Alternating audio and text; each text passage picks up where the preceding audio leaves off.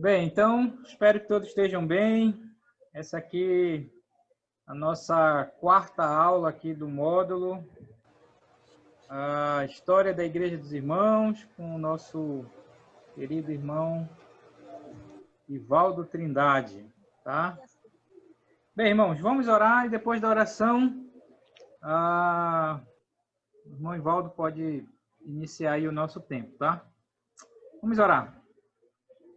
Obrigado, nosso Deus, por esse dia. Obrigado porque o Senhor tem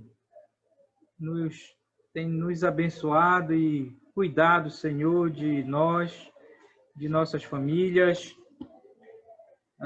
Tem nos protegido, Senhor, desse tempo tão conturbado que estamos vivendo agora. Obrigado pela oportunidade, mais uma vez, nessa noite. O Senhor nos concedeu de estarmos aqui, Senhor,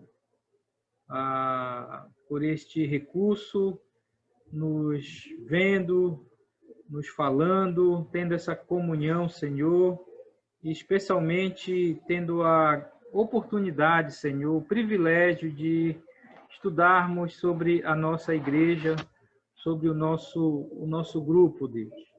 Obrigado porque o Senhor nos chamou, primeiramente, para fazermos parte da Tua igreja, o corpo de Cristo, e nos colocou, Senhor, na igreja dos irmãos, para proclamarmos a glória do Senhor. Obrigado, Deus. Oro pela vida do nosso irmão, professor Ivaldo, que o Senhor o abençoe nessa noite, nesse tempo, que ele transmita, ó Deus, um pouco mais da nossa história, para que possamos, cada vez mais, Senhor, estarmos comprometidos com esse grupo que o Senhor tem nos colocado, que faz parte da Igreja do Senhor Jesus. Por isso, nos abençoa, Pai. Colocamos esse tempo diante do Senhor, em nome de Jesus. Amém.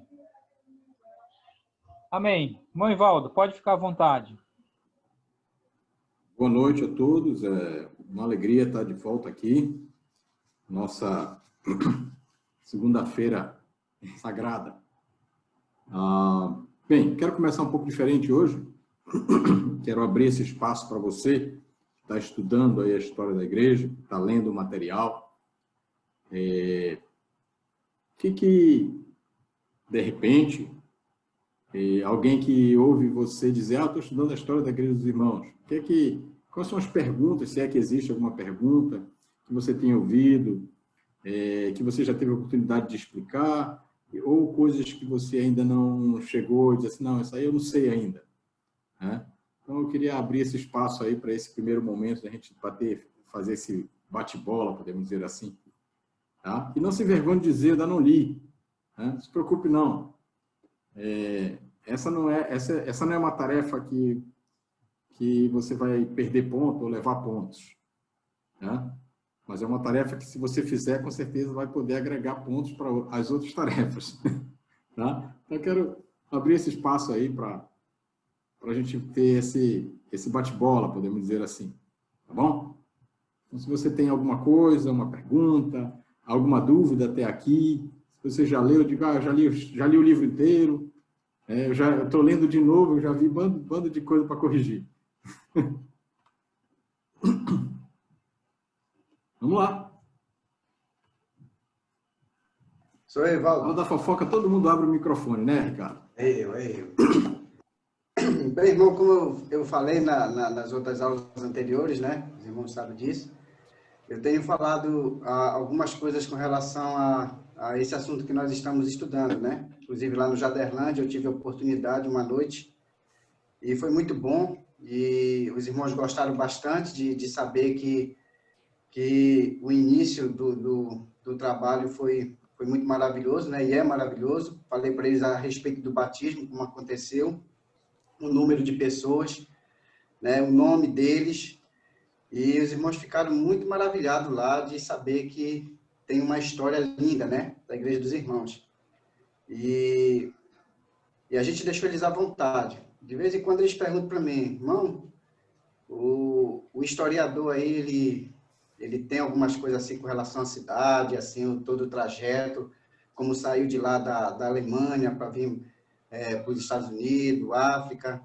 Eu digo, olha, essas aí eu já vou pegando essas mais longas, assim, mais no decorrer dos estudos, né? Mas ele falou uma coisa bem interessante sobre a questão dos Estados Unidos, onde se desenvolveu tudo isso, né? Questão econômica, religiosa, política, teve até umas guerras por perto aí que aconteceram, né? E houve uma expansão muito grande.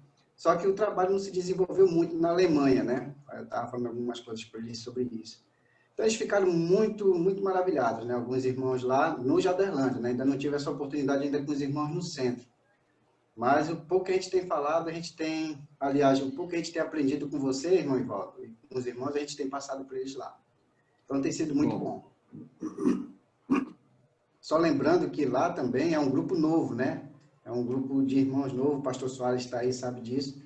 A gente chegou bem antes deles, né? Então, para eles lá é uma novidade e eles estão bem cientes disso. Beleza. Mais alguém? Vamos lá. Olha, eu mandei fazer minhas postilhas agora esses dias, né? Estou com ela agora aqui em mão. Ainda não tive o tempo de ler, mas o que eu me chamo, que eu fico muito feliz, é de Deus ter preservado pessoas, né? Que nem esse Alexandre, para manter uma doutrina sadia, porque a gente vê hoje, rapaz, um evangelho tão está se pregando hoje, né? E a igreja dos irmãos, eles têm bíblico, né? O que se prega são coisas bíblicas. Então não tem distorção. Então é isso de como Deus preserva as pessoas, né? Para manter essa fidelidade à palavra de Deus. Então isso me deixou muito feliz, né? A gente vê tantas coisas, tanta besteira, tanta bobagem em nome de Deus que não é bíblico. E as pessoas estão aí acreditando e caminhando para o inferno, né? Então isso que achei muito importante isso. Eu ainda não li ainda, né? Vai ler. Já que eu já estou com ela em mão já. O cara já me entregou já. Que bom. Vamos lá, gente. Vamos nos instigar a pensar aí, né? O que chamou a atenção, o que saltou os olhos quando você leu um pouco da história e disse assim, puxa, isso aqui é interessante, né? Vale a pena ressaltar esse aspecto da nossa história. Vamos lá. Bom. Oi. Não. A gente já começou a ler, a gente leu os 3 primeiros capítulos, né? A gente começou é interessante. Claro, é cansativo, né? A gente tem que ter, isso é um desafio para a gente, né? Ler tantas páginas, né? Principalmente para quem não gosta de ler. Mas aí, Valdir, a gente achou interessante a história, sabe? Do filho dele, né? do Alexandre Mack Jr., né? E deixou, né? Foi influenciado lá pelo Conrad Bass, né? E deixou a igreja do pai por 10 anos, né? Para seguir, né? O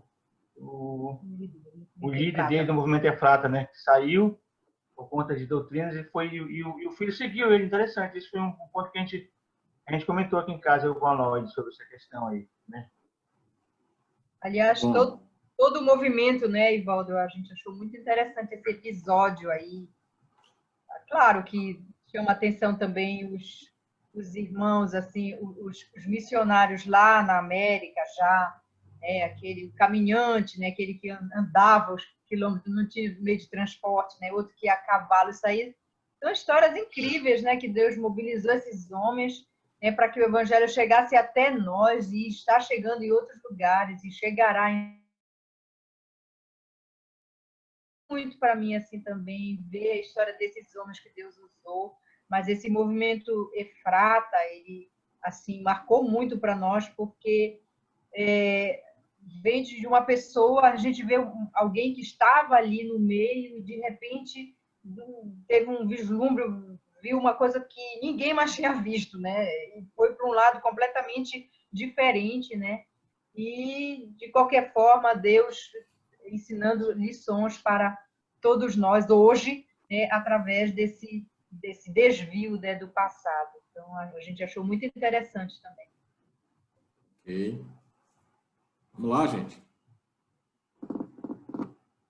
Aproveitar a oportunidade. Bom, eu ainda não comecei a ler o material e não sou um aluno tão frequente aqui na aula também.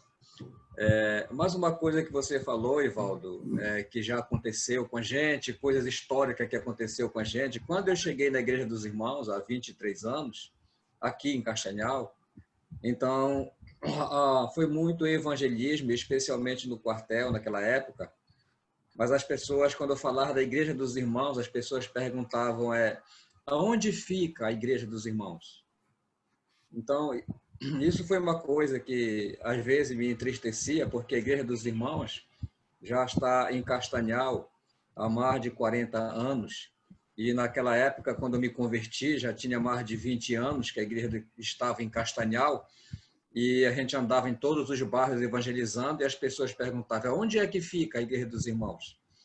Por que as pessoas não sabiam onde era a Igreja dos Irmãos?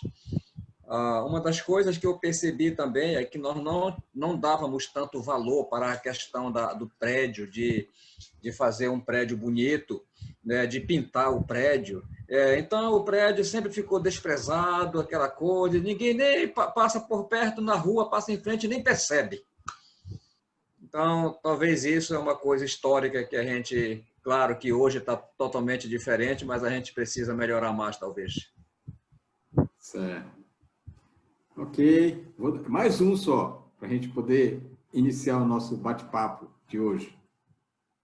Já tem perguntas sobre a aula de hoje. Não? Vamos caminhar então, né? Vamos para nosso quadro aqui. Vamos compartilhar aqui a nossa tela de hoje, né? Para a gente poder seguir a nossa jornada. Né? Bem, quando nós começamos, né, nesse bate-papo de todas as segundas-feiras, né, nós chegamos num ponto crucial da nossa história, em face de todos os acontecimentos que marcaram os anos que antecederam o início do movimento dos irmãos, para um momento histórico que a gente vê aqui nessa imagem. E eu vou sempre bater nessa tecla, voltar nessa tecla, do dia em que tudo começou, podemos dizer assim, né? Quando eles se apropriaram de uma verdade bíblica muito importante para o contexto da Igreja dos Irmãos até hoje, e certamente o será para os anos que virão, que é a nossa responsabilidade de avaliar o custo, né? Verificar, sabedores do quanto que nós temos, qual o preço que nós temos que pagar para ser um povo fiel à palavra, um povo fiel aos princípios neotestamentários. Nós já vimos que o movimento dos irmãos foi um resgate para o Novo Testamento, para a visão neotestamentária de igreja, para os conceitos e aquilo que Deus, o Senhor Jesus, entregou para os seus discípulos como sendo, de fato, a igreja que ele queria que nós reproduzíssemos, né? Então, contar o custo é algo que a gente sempre vai tocar nesse ponto, tá bom?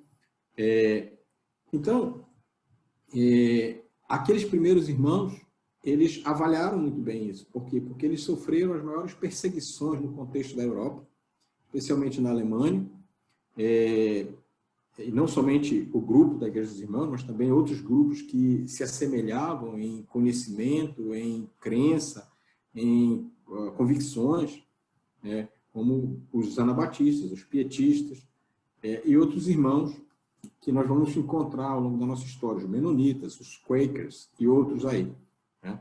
Então, o fato deles de vir a perseguição e o contexto socioeconômico da Europa naquele momento levou esses irmãos, esses nossos irmãos, a realmente buscarem guarida em uma outra terra.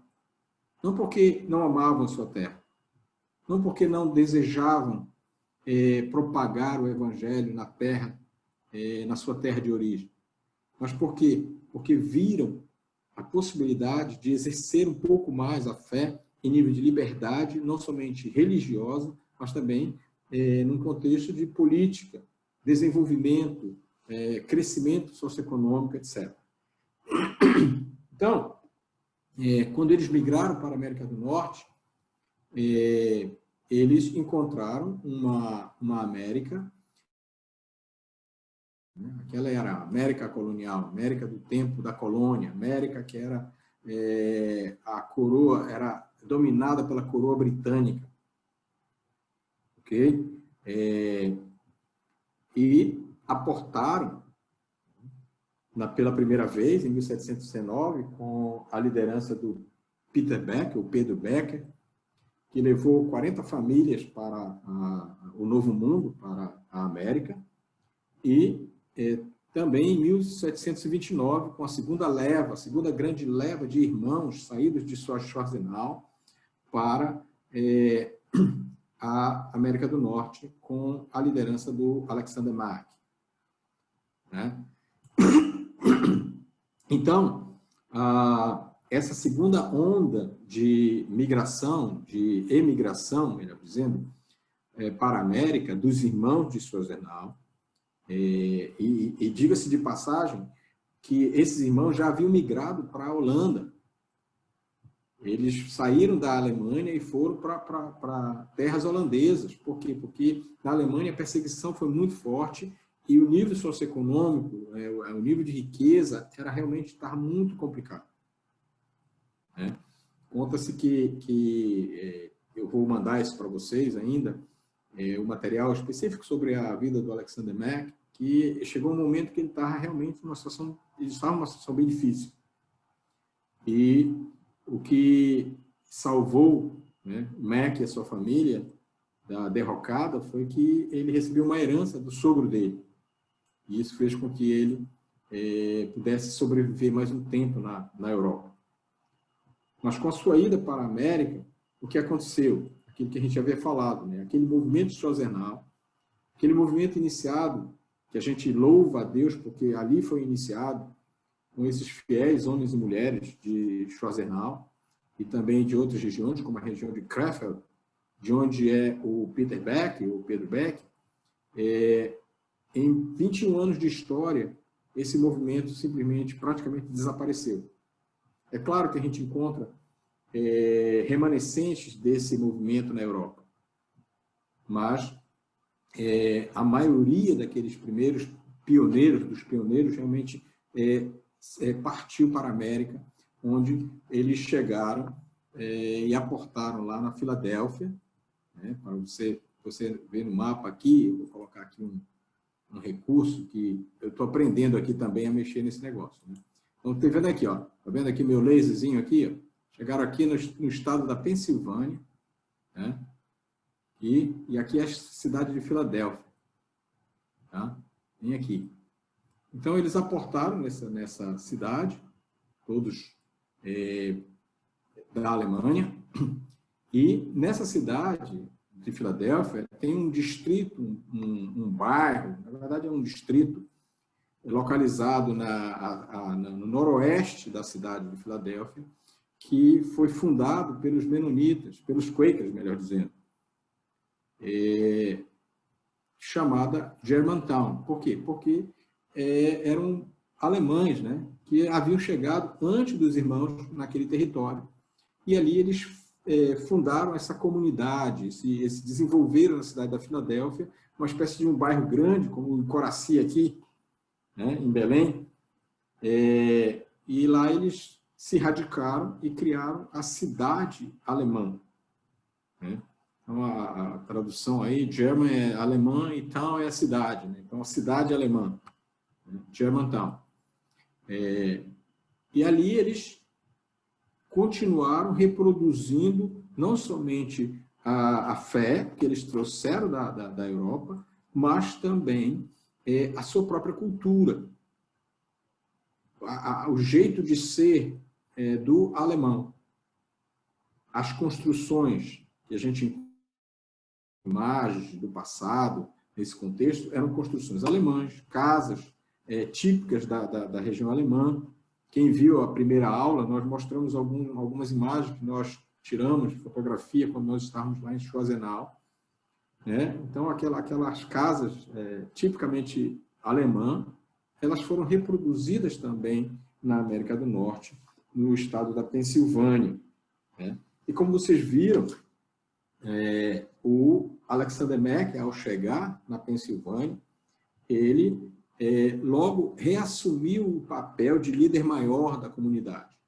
Mas é importante lembrar também, né, que nessa cidade de Germantown, aqueles irmãos que estavam dispersos, eles ficaram cerca de 3 anos, 4 anos, praticamente, sem se reunir, o grupo inteiro. Eles se reuniam, um grupo aqui, outro ali, mas nada consistente em termos de reuniões, né? E aí, o que eles fizeram sob a liderança de Pedro Becker? Eles começaram a trabalhar, né, a comunidade alemã que estava naquela cidade, ao ponto de se desenvolverem como cidadãos daquela cidade, né? E aí, se vocês se lembram, na nossa aula anterior, né, quando eles tomaram a decisão de restabelecer a igreja, a organização eclesiástica que eles tinham na Alemanha, né, o que se viu? Se viu a necessidade de, vamos dizer assim, reagrupar as pessoas, reunir novamente as pessoas, né? Então, com a liderança de Pedro Becker, eles criaram esse comitê de visitação, né? Eu fico imaginando que era mais ou menos como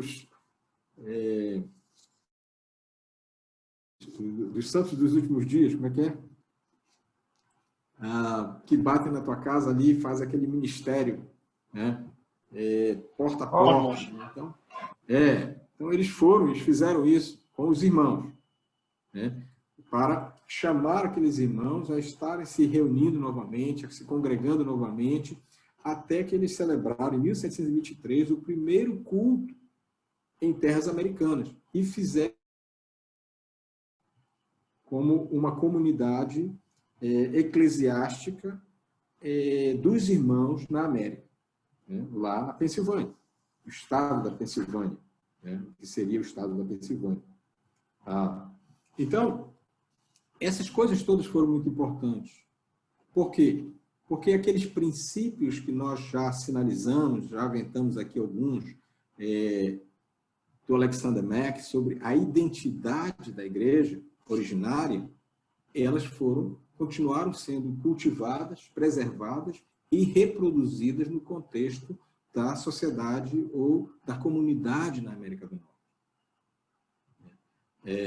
Então, Alexander Mack, obviamente, descobriu também, quando ele chegou na América, que os irmãos, no primeiro momento, eles cuidaram das suas coisas, eles cuidaram de se estruturar, de desenvolver-se economicamente, de evidenciar a sua profissão. E isso fez com que a Pensilvânia tivesse vamos dizer assim, um crescimento econômico bem significativo naquela época.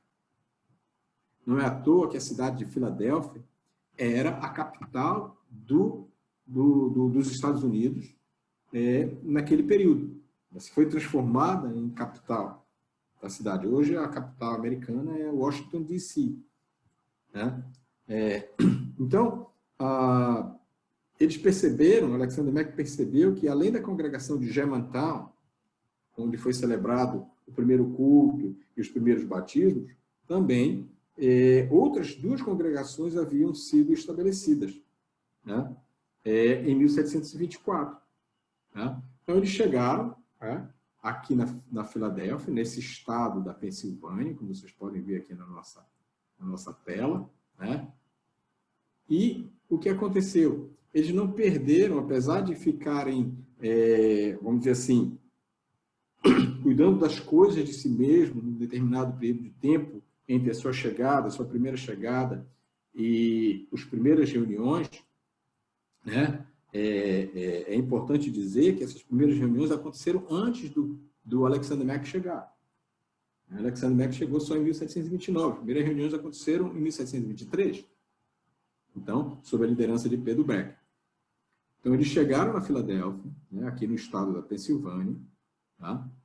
E daqui o movimento dos irmãos se espalhou para outras comunidades, né? Então, aqui está a cidade de Filadélfia, né, próximo aqui de Nova Jersey, né, próximo de Nova York, na costa leste americana. Aqui hoje é a capital dos Estados Unidos, é Washington, tá?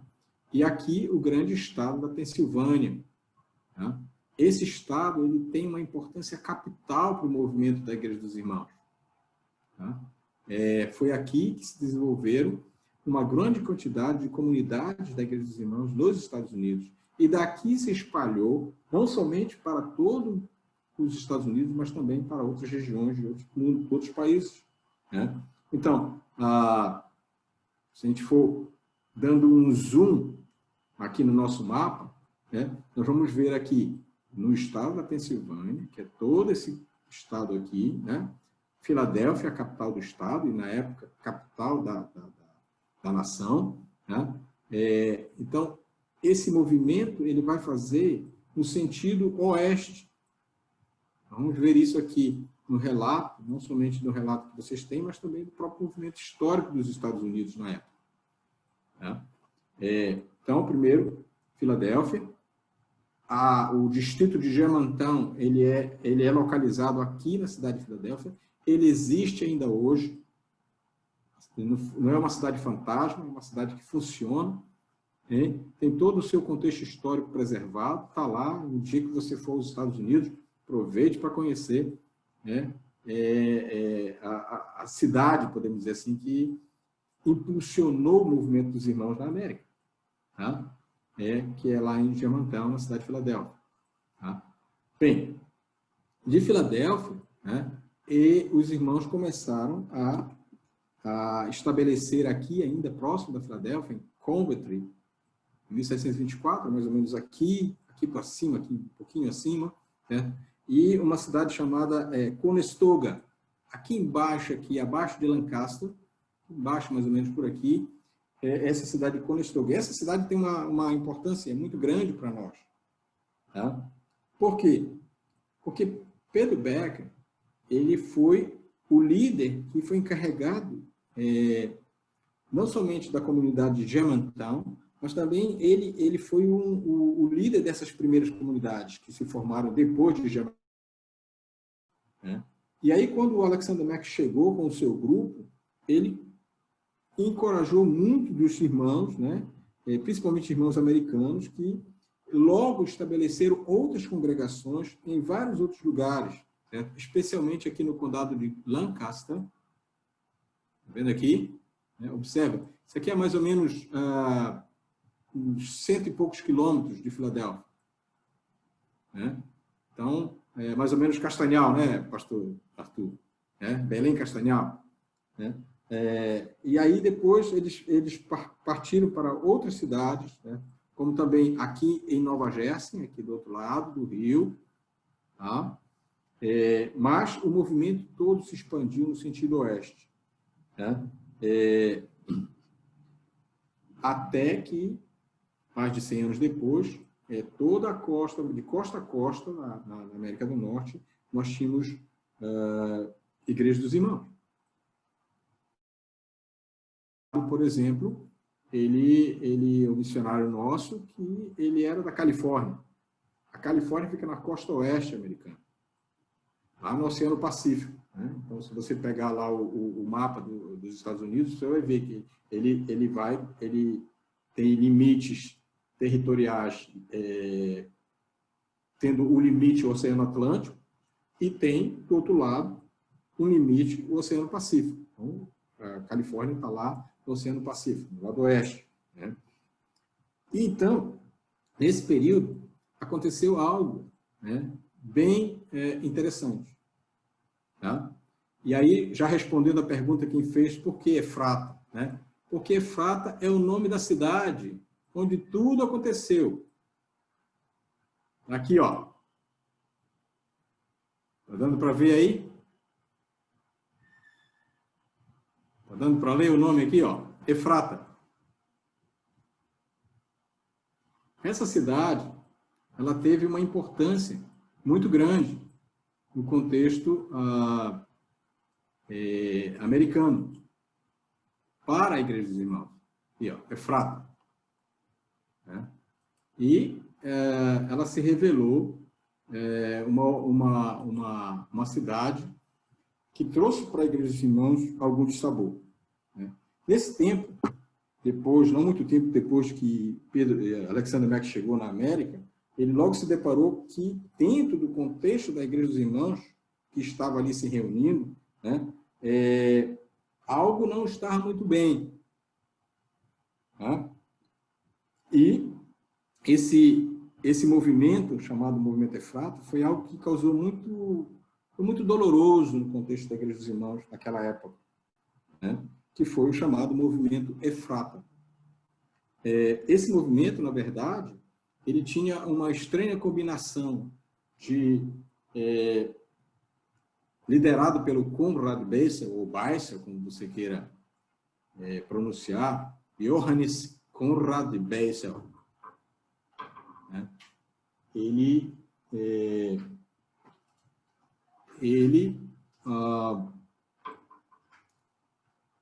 era um líder da Igreja dos Irmãos, ele havia sido batizado pela Igreja dos Irmãos, ele havia, de alguma maneira, aceitado os princípios que o movimento dos irmãos cultivava, cria, e pelo qual ele se regia, pelo qual ele se movimentava no contexto da América, né? Mas esse movimento causou uma ruptura no contexto da Igreja dos Irmãos naquele tempo. Então, foi um movimento que misturou um pouco de misticismo. O que aconteceu com esse rapaz, esse Conrad Beissel? Ele começou a receber algumas revelações, segundo ele afirmava, né? Onde ele dizia que ele entendia, né, nas suas revelações, que eles deveriam esperar se separar, se enclausurar, por causa da iminente volta de Cristo. Por isso, não somente ele pregava essa questão da clausura, né, por conta dessas revelações, né, mas também ele defendia uma vida celibatária. Todo mundo sabe o que é celibato, né? Todo mundo sabe o que é isso, né? Celibatário, ou seja, é uma vida de que os padres romanos, por exemplo, eles se submetem. As freiras, né? Não casam, né? Aqueles que decidem ser celibatários, ou seja, eles não vão ter nenhum tipo de relação de casamento.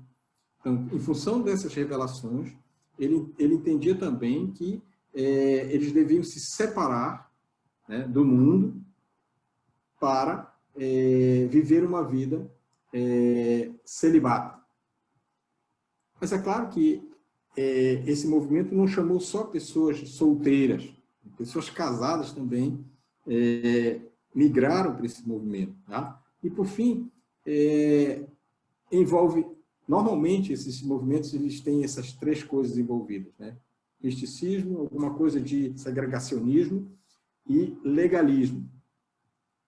O Beissel começou a cultivar, enquanto os primeiros irmãos deram ênfase significativa para o Novo Testamento, o Beissel voltou-se para a lei mosaica. E aí ele juntou tudo isso e criou um movimento diferente no contexto da Igreja dos Irmãos daquela época. Né? Ele era novo, tinha em torno de 30 anos de idade quando ele chegou na América, né? Ele se tornou um discípulo de Pedro Becker, muito próximo, ao ponto de ele ter se tornado, de fato, um dos líderes, podemos dizer assim, ungidos pela Igreja dos Irmãos naquela época. Né? Dizem que ele batizou-se a si mesmo. Né? Ele não tinha muita disposição de aceitar o batismo que os irmãos haviam recomendado. Mas, depois de muita insistência, né, ele permitiu ser batizado.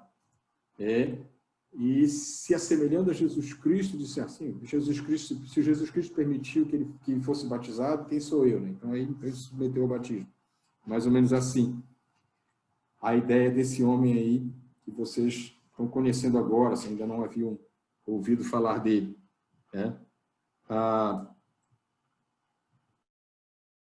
Importante que na nossa apostila é chamada a atenção, né?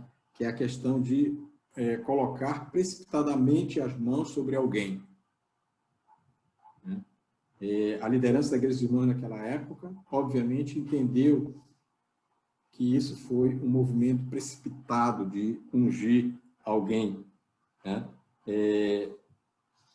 E Basel não foi diferente. Né? Ele era um homem que possuía uma habilidade, uma personalidade encantadora, ele era um músico extraordinário e ele tinha uma capacidade de oratória muito significativa, capaz de influenciar as pessoas com seus pontos de vista. Não é muito diferente dos dias atuais. Né? Como eu disse, ele era um excelente músico. Há registro na história daquele movimento e de coisas que ele deixou. Ele compôs muitos, escreveu muitos hinos. Né?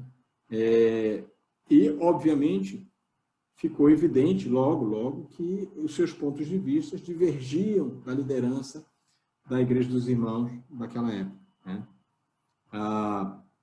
Como eu disse, ele se voltou para o Velho Testamento, né? E normalmente é isso que acontece, e aí vem o legalismo. Tá? Alexander Mack, na verdade, ele fez muitas tentativas para reaproximar Basel e os seus seguidores do corpo maior da Igreja dos Irmãos naquele momento. Né? Porém, em 1728, o Basel decidiu romper com a Igreja dos Irmãos, né? E iniciou seu próprio movimento na região lá de Lancaster, né? E mais especificamente em Efrata, onde ele construiu o seu mosteiro, ou o seu claustro. Né? Eu prefiro o mosteiro ou monastério. Na verdade, isso é uma história muito interessante. Por quê? Porque é o primeiro e talvez único mosteiro protestante na história da América. Né? É algo assim bem inusitado. É óbvio que outros movimentos e legalistas envolvendo monasticismo e misticismo também aconteceram na história americana. Alguns deles foram extremamente trágicos. Né? Quem se lembra de Jim Jones, daquele Koresh, né? Entre outros. Né? E ainda existem esses movimentos. Né? Mas é interessante esse movimento específico, porque ele foi o primeiro, e talvez o único, que tinha um viés mais centrado nas escrituras em tese. Né? Então, o que deixa incomodado essa situação para a Igreja dos Irmãos é que o Alexander Mack Jr., ele resolveu seguir os princípios de Basel. E como alguém já comentou aqui, né, ele se envolveu nesse movimento por 10 anos na sua vida. Né? Um bom tempo. Né? Ele organizou os membros dessa comunidade, né, em bases monásticas ou bases comunais, vamos dizer assim. Então, ele tinha 3 classes de pessoas nesse movimento. Né? Eram aqueles que eram os membros da casa, ou aqueles que se casaram, os irmãos solitários, que fizeram votos de viver vidas simples e castas, e as virgens espirituais que juraram viver vidas virgens e puras. Né? Mas essa comunidade viveu, ela cresceu e se estabeleceu nessa região que eu já falei aí. Né? É muito importante. E detalhe, alguns dos líderes de algumas igrejas dos irmãos, né, incluindo um cidadão chamado Ludwig Rocker, né, que havia organizado um programa semelhante à Escola Bíblica Dominical de Robert Hicks. Hicks é o chamado criador da Escola Bíblica Dominical que nós conhecemos, um britânico, né? Então, esses homens foram enredados pela artimanha de Beisel, né? E se juntaram lá nesse mosteiro, né? Que foi importante na história, não somente da igreja, mas também daquele movimento na época da história americana, né? Um outro cidadão, irmão da Igreja dos Irmãos, bastante afetado nesse movimento, foi um cidadão que foi um ícone para a Igreja dos Irmãos, quem já leu vai saber do que eu estou falando, chamado Christoph Sauer. Christoph Sauer, primeiro, ele era casado com uma senhora chamada Maria Cristina, e essa senhora, eles compraram uma propriedade na cidade de Lancaster, né? Parece bem aqui, né? E, obviamente, em face da proximidade, né, com Efrata, e ouvindo os ensinos de Beisel, a esposa do Sauer, primeiro, Maria Cristina, ela simplesmente abandonou o Sauer. E o filho dele, Sauer II, né, e tomou os votos do celibatário, de viver enclausurado, né, na comunidade de Efrata, e viveu nela durante 14 anos. Né? Depois a gente vai falar sobre os personagens da história. Vamos falar um pouquinho sobre Christoph Sauer. O interessante é que, assim como Alexander Mack Jr., essa mulher, chamada Maria Cristina, ela voltou para o marido, depois de ter entendido que aquilo que Beisel pregava ou direcionava no seu movimento não tinha sentido. E aí ela abandonou o movimento, abandonou lá o monastério e voltou para o convívio do seu marido, né, 14 anos depois. O filho dela tinha 9 anos quando ela o abandonou, né? Portanto, soma aí 14 anos, como é que dá? 23 anos, né? 23 anos, né? Aproximadamente, né? Então, enfim, são coisas que acontecem, né? Agora, por que é importante a gente falar sobre isso? Né? Por que é importante? Primeiro, porque eu disse no início da nossa conversa, aqui na história da igreja, que conhecer a história é importante, não somente para a gente poder perceber e saber qual é a nossa identidade, mas também para a gente poder se prevenir diante dos erros do passado, para que a gente não cometa esses erros novamente. Né? É claro que teve outros erros, né? A gente vai ver aí, na sequência do nosso relato, né? Mas esse é um erro bem interessante, porque ele teve um impacto muito forte, não somente em termos de liderança da Igreja dos Irmãos naquela época, mas também na sociedade americana como um todo daquela época. Né? As pessoas, né, não era incomum as pessoas de fora chamarem os irmãos de os batistas do sétimo dia. Você imaginou? E, na verdade, por conta do movimento que se tornou extremamente forte e popular naquele contexto, né, muitas pessoas consideravam que os batistas do sétimo dia, que eram os irmãos, né, eram os verdadeiros herdeiros dos pioneiros da Igreja dos Irmãos, quando, na verdade, a gente sabe que não é. Mas na cultura local, na cultura daquelas pessoas daquela época, né, esse movimento foi visto como o representante dos irmãos. Olha, são os irmãos, os batistas do sétimo dia. Né? Então, quero dizer para nós não fomos chamados de batistas do sétimo dia, tá, gente? Isso é importante que a gente diga. Né? foi o movimento liderado por Bessel, né? Por ter tido um impacto na sociedade americana daquela época, ele trouxe essa conotação de ser visto como sendo, pelas pessoas de fora, como o verdadeiro movimento dos irmãos nos Estados Unidos. De fato, não é.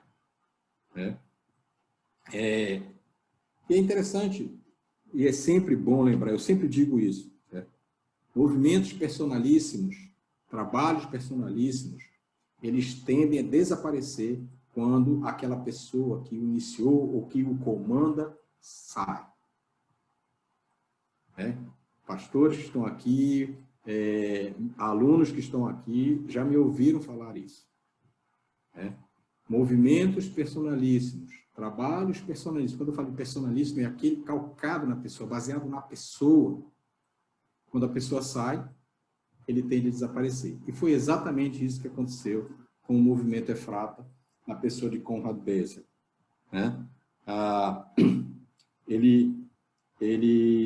Depois que ele morreu, em 1769, o movimento foi diminuindo gradualmente. O sucessor dele não tinha a mesma influência, de Bessel, e esse movimento foi se deteriorando e realmente desapareceu no contexto religioso do seu tempo e também para os nossos dias.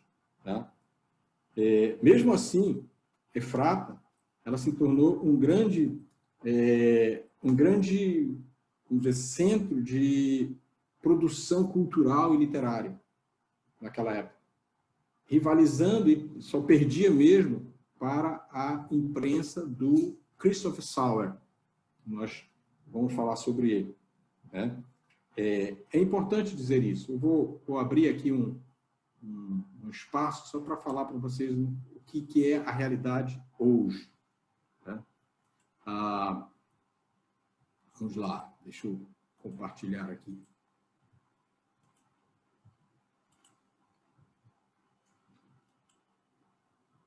Bem, voltamos aqui para o nosso mapa. Agora, tá vendo? Então, Efrata está bem aqui. Aqui, o que fez? Quando o movimento se desvaneceu, deixou de existir, o que ficou? Ficaram as construções, os claustros, aquilo que foi, o que era, o mosteiro, a clausura. Então, a gente vai abrir aqui, porque esse lugar, hoje, ele foi transformado em um museu na cidade, no estado da Pensilvânia.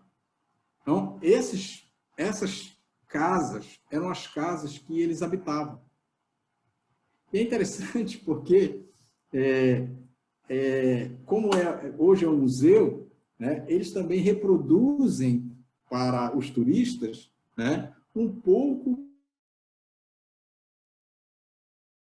desse lugar naquela época em que o movimento Efrata estava, vamos dizer, em plena atividade. É muito interessante, é muito bonito. Eu não fui lá, obviamente, mas eu tenho vontade de ir. Observem, o que sobrou dessa história na época foram os grandes casarões construídos em madeira e pedra. Observe aí a cultura alemã, muito evidenciada aqui. Então, tem muitas coisas no interior desses lugares. Aqui são os cemitérios, as casas da época, e outras coisas aí que vocês podem pesquisar na internet. É só escrever lá Efrata, Cloister, que você vai encontrar um pouco da história desse movimento histórico, místico da igreja, que aconteceu a partir da Igreja dos Irmãos. Então, esse é um fato pitoresco, eu vou usar essa expressão aqui, mas que trouxe muito de sabor para a vida dos primeiros irmãos na América. Efrata, ela está lá para mostrar para nós, né, nos dias de hoje, o quanto que um entendimento equivocado das Escrituras pode levar, né? E a gente pode dizer assim, são coisas que grandiosas. Alguém já disse, o pastor Bira, ele sempre fala sobre isso, né? Se a gente está disposto a pagar o preço, né, pela verdade, né, como os que vivem pela mentira fazem, né? Às vezes, né, esses movimentos, eles levantam recursos que a gente fica embasbacado de saber como é que isso tudo veio a existir, né, por conta da sua cegueira espiritual, né? Então, são vários blocos de construção que você vai encontrar lá, e o interior também é bem interessante. Depois você pesquisa aí, você vai ver que há muito que se dizer em relação a esse movimento Efrata, né? Na história americana, na história da Igreja dos Irmãos. Tá? É muito interessante mesmo. Tá? Vale a pena pesquisar um pouco mais sobre isso. Tá? Vamos voltar aqui para a nossa tela principal.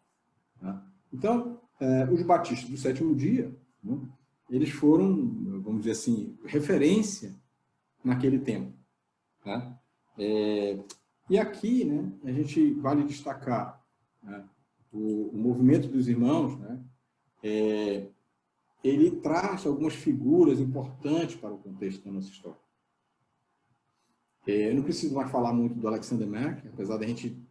tem muita coisa que a gente podia dizer de Alexander Mack. Né? Esta semana vocês vão receber alguns links aí para baixar alguns arquivos com a história do Alexander Mack, um pouco da história do Peter Beck, Christopher Sauer, primeiro e segundo, vocês têm na própria apostila, tá? E vocês podem ler, né?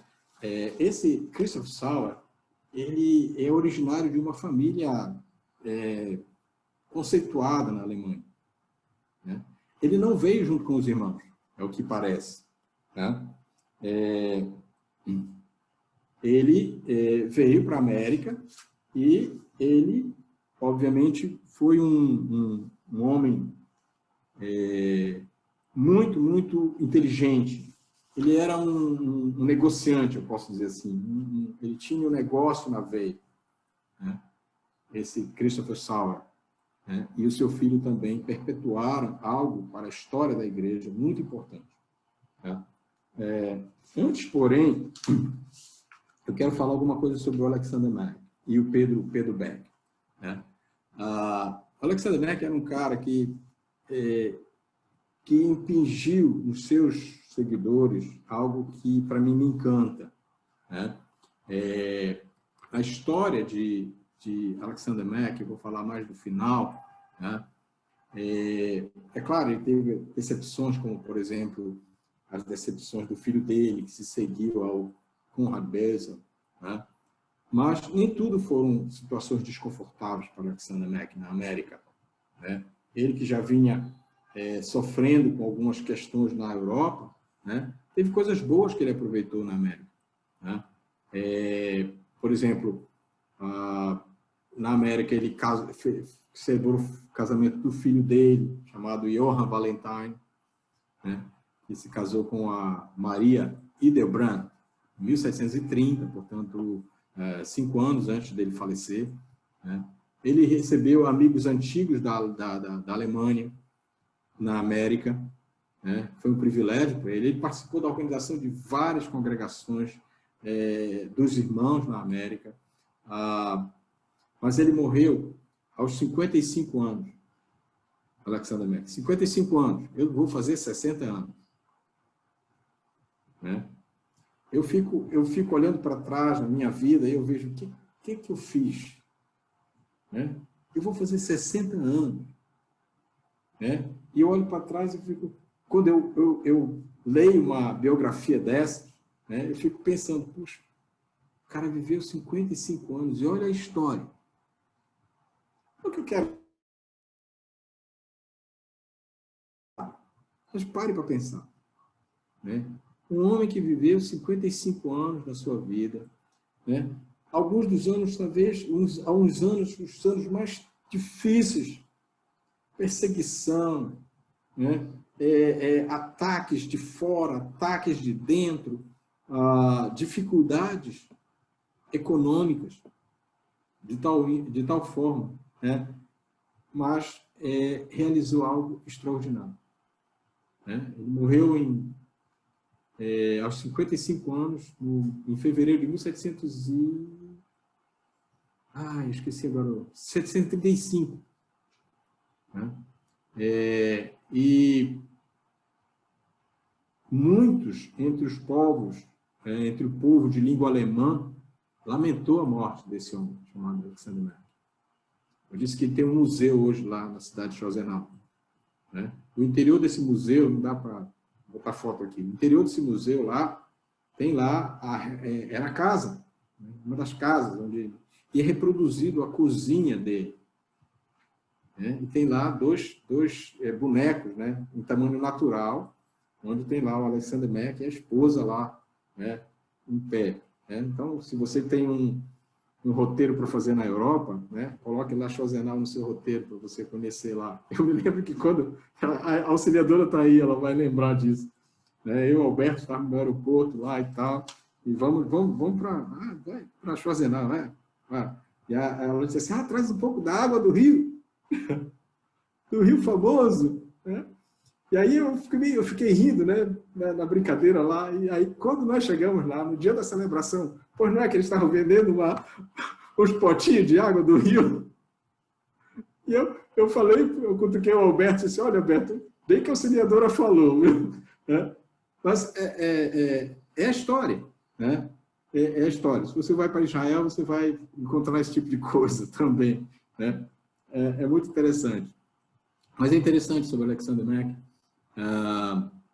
é que ele morreu, ele foi sepultado num cemitério antigo lá da cidade, e depois o cemitério foi, inclusive, abandonado. Né? Ele foi sepultado com uma lápide muito pequena, né? Indicando o seu túmulo. Por quê? Porque ele tinha a firme decisão, havia orientado que ele não queria, assim como Pedro Becker, né? Nenhum tipo de mausoléu, de coisas dessa natureza, né? Porque eles não queriam ser referencial no sentido de ser idolatrado por um grupo de pessoas ou assim, ou assado. Né? Então, o Merck, não buscando honra pessoal, ele não escreveu muita coisa sobre ele mesmo. Ele não buscando o poder, ele se transformou num líder dominante. Ele não se tornou um líder dominante, melhor dizendo. Ele não era uma pessoa carismática ou extravagante, e por isso outras pessoas escreveram quase nada sobre ele. No entanto, hoje ele é homenageado por seu rico legado espiritual para a família das igrejas, da Irmandade ou do Irmanismo, ou da Igreja dos Irmãos. Na sua cidade natal, ele tem uma rua com seu nome. Né? Pergunta de prova. Como é o nome da cidade natal de Alexander Merck? Brincadeira, Mas para você que não se lembra, é Schirheim. Na América, ele tem o nome dele é dado a uma biblioteca de uma universidade, e lá em Winona Lake tem um acampamento chamado Acampamento Alexander Merck.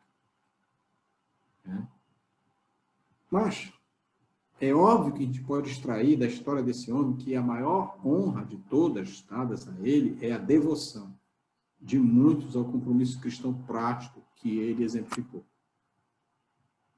Ele queria viver uma vida cristã de maneira prática. Se nós olharmos a história, a trajetória, a gente vai ver aqui, quando a igreja começa a se expandir para o oeste americano, né, as práticas dos irmãos elas foram sendo repetidas, né, estudos doutrinais, não era qualquer pregação, não era uma pregação de encher linguiça, né? Eram pregações diretas, extraídas das Escrituras e orientadas de forma prática como a pessoa devia fazer em relação àquilo. Né? Então, tem muitas coisas que a gente podia falar sobre ele, né? A Hannah está me ajudando a traduzir um tributo ao Alexander Mack, escrito por um historiador chamado Donald. O Peter Beck não foi muito diferente, né? Ele foi um homem que tinha essa mesma aspiração santa do Alexander Mack, no sentido de não quero honras para mim, né? E o interessante dessa história do túmulo do Beck, do Alexander Mack, é que esse cemitério ele foi abandonado, onde ele foi sepultado, né? E anos depois, já nos anos 1800, 1860, um dos pastores da igreja de Germantown, a primeira igreja fundada nos Estados Unidos, eles encontraram o túmulo de Alexander Mack e eles pediram autorização da família para poder remanejar os seus restos mortais para o cemitério que fica atrás da igreja de Germantown. E lá, nesse cemitério, atrás da igreja em Germantown, membros icônicos do movimento dos irmãos também sepultados ali, né? Descendentes desses homens. É uma história bem interessante, né? Não para elevar, tributar a eles louvor, mas em face da sua persistência, no sentido de viver uma vida cristã prática, de viver uma vida cristã neotestamentária, uma vida cristã segregada dos credos que eles viveram na sua infância, na sua trajetória, a gente pode dizer que esses homens, de fato, eles criaram um movimento consistente, né, para a vida, né? No Peter Beck, hoje também tem uma lápide no seu túmulo. Mas, falando de personalidades, eu acho que a gente já vai fazer uma interrupção, né, Ricardo? Ixi, o tempo já voou, né? Então, eu vou dar um break para vocês fazerem um break aí, porque a gente vai ainda percorrer um pouco da história da expansão da Igreja dos Irmãos na América. E aí a gente volta para fechar, tá bom? Vamos dar um tempinho aí, Ricardo. O Ney fez um comentário aqui, só quero registrá-lo, né? Vendo as imagens do cemitério, um fato importante para ser destacado: muitas pessoas morreram no erro do movimento Efraim. E hoje muitos estão em movimentos parecidos, rumando para o mesmo destino. Isso é realidade, né? Então, a nós pesa uma responsabilidade de anunciar a verdade verdadeira, né? Podemos dizer assim. Então, se você tem algum comentário, alguma coisa para falar sobre esses pontos aqui que a gente já abordou, fique à vontade.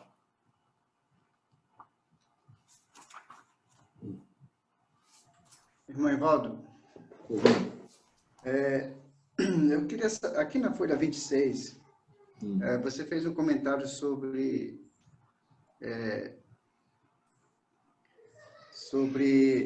eu não sei falar o nome, né, aqui, mas Biriésio, né, uma coisa assim. E foi comentado um pouco sobre algumas coisas. Eu estava lendo aqui a respeito de batizado, né? 3 vezes ele foi batizado para trás e depois 3 vezes para frente. E aqui no comentário está dizendo que ele estava recusando o primeiro batismo. Eles entendiam alguma coisa sobre isso? Eu queria entender essa questão dele contestar quando ele se aproximou dos irmãos, né, ele não desejava ser batizado na forma como os irmãos orientavam, né? Não porque ele não entendesse o batismo, mas porque ele se julgava bom o suficiente para não precisar dele. Vamos usar essa expressão aqui. Então, esse é o primeiro momento. O segundo momento relatado aqui, Marcos, é o momento do rompimento, quando ele rompeu com a Igreja dos Irmãos, certo? Ele abandonou as práticas totalmente da Igreja dos Irmãos e instituiu o seu próprio rito. Entendeu? Então, esse rito que é mostrado na página 26, que você comentou, certo? Foi o rito de, vamos dizer assim, de passagem para o movimento legalista chamado movimento Efraim, né? E aí diz a história que ele foi batizado 3 vezes para trás e 3 vezes para frente, e os seguidores dele foram repetindo esses atos. Entenderam? Então, esse é o ponto aí. Não sei se eu esclareci. Tá? Então, o primeiro momento, ele não queria ser batizado no rito da Igreja dos Irmãos. Ponto. Depois ele se submeteu a esse rito. Tá? O segundo momento é o momento em que ele rompe com a Igreja dos Irmãos, já influenciado pelo misticismo, o monasticismo e o legalismo, criou a sua própria, vamos dizer assim, doutrina, ou seu próprio entendimento. E aí ele pratica esse entendimento que é, apenas aqui para nós, é um registro da história. Não tem nada a ver com a nossa prática.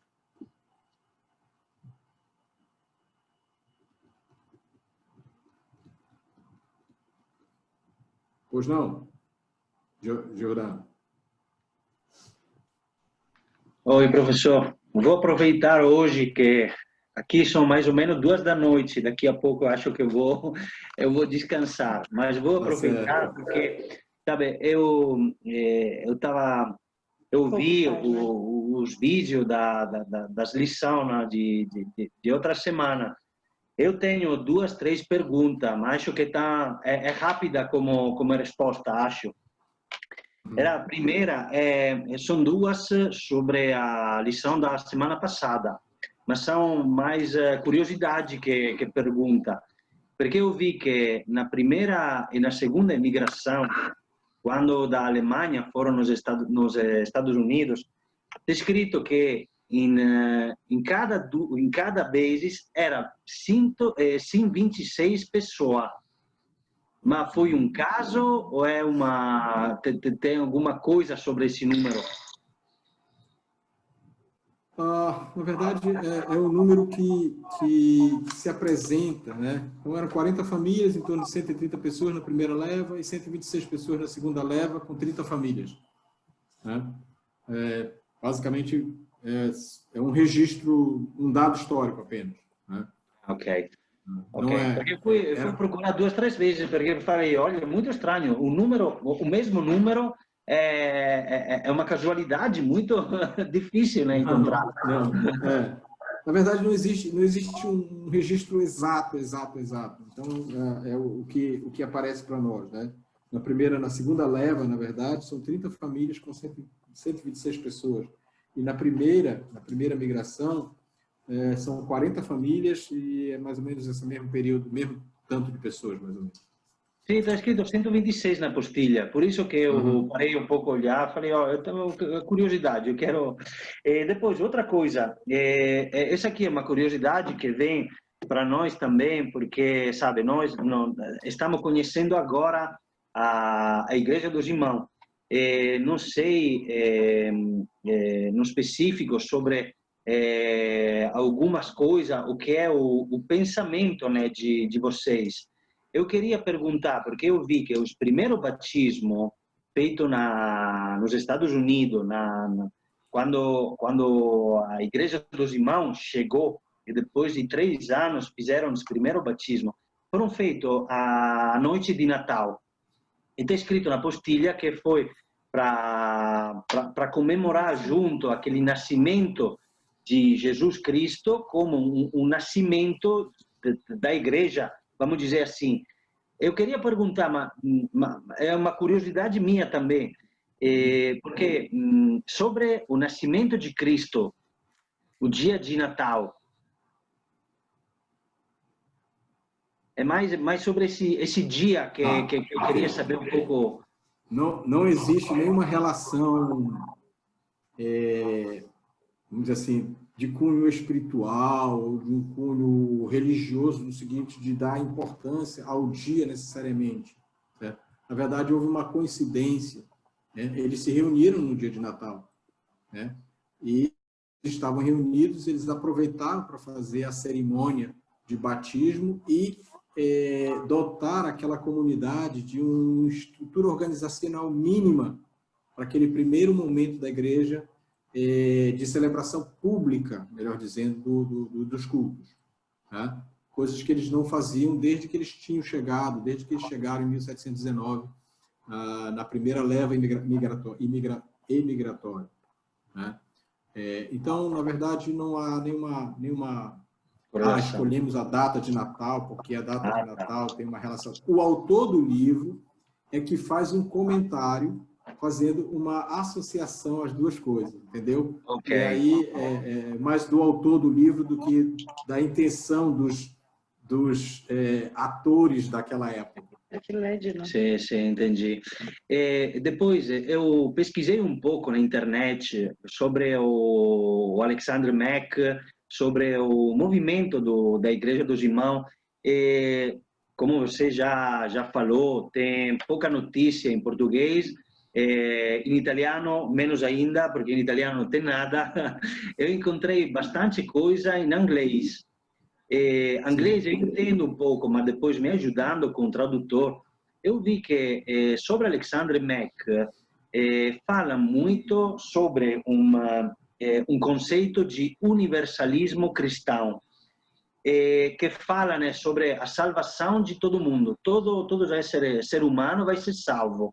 E depois fala muito que Alexander Mack é um movimento que ele fundou, se basa muito no Novo Testamento, e alguém fala também que o Antigo Testamento não é considerado porque no Antigo Testamento tem muita guerra, muita morte, então é só o Novo Testamento como base do crer, né, da fé do movimento de Mack.